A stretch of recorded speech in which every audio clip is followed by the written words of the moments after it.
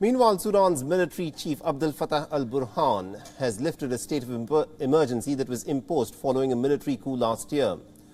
The ruling Sovereign Council has said that the decision was taken to prepare an atmosphere for fruitful dialogue in order to achieve stability for the transitional period.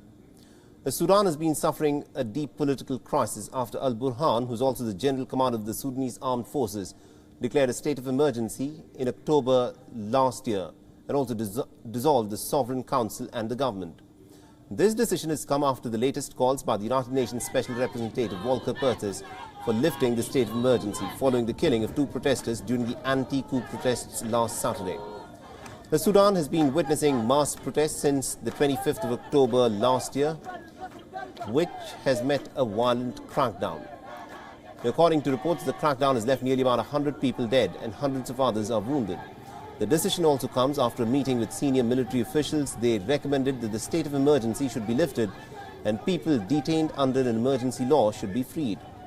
In another development on Sunday, the trial of 4 people accused of fatally stabbing a senior police officer, General Ali Barima, has opened in Khartoum. Barima was killed in January during the anti-coup protests.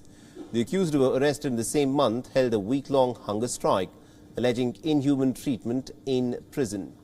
This also triggered some massive protests outside of the courthouse with the demand to release the defendants.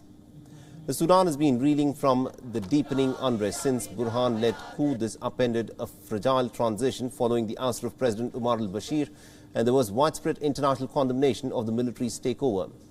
The Western governments have also announced some punitive measures, which included the cutting of crucial aid in order to force the military leader to transition to civilian rule.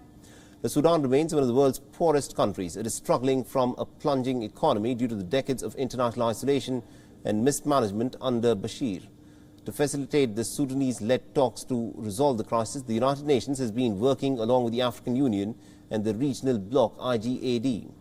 The Burhan has pledged to free political detainees to set the stage for the talks.